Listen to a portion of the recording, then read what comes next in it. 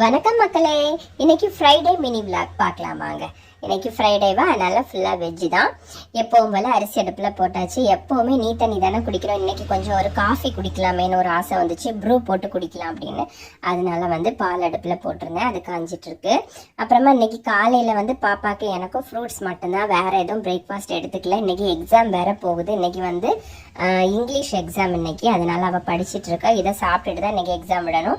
மத்தியானத்துக்கு ரசம் வச்சுட்டேன். ரசத்துக்கு காலிஃப்ளவர் ஃப்ரை பண்ணலாம்னு சொல்லிட்டு நேற்றே வாங்கிட்டு வந்திருந்தேன். காலிஃப்ளவர் கொஞ்சம் எடுத்து வச்சுருக்கேன். அதுக்குள்ளே சோறு வந்துட்டு காலிஃப்ளவரை இன்னைக்கு கொஞ்சமாக எடுத்து வச்சு அதை ஃப்ரை பண்ண போகிறேன். மீதி காலிஃப்ளவரை நாளைக்கு ஒரு குருமா வைக்கலான்னு ஒரு குட்டி ஐடியா.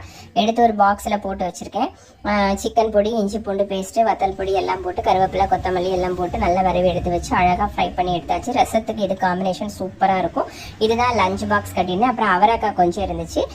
அந்த அவரைக்காயில் அதுவும் கொஞ்சம் தான் எடுத்தேன். கொஞ்சம் எடுத்து கவரில் கட்டி வச்சுட்டேன். இது ஒரு துவரம் போல வச்சு இன்னைக்கு சாப்பாடு ஃபில் பண்ணியாச்சு. இன்னைக்கு மத்தியான சாப்பாடு இதுதான். ஓகே ஃப்ரெண்ட்ஸ், பாய்.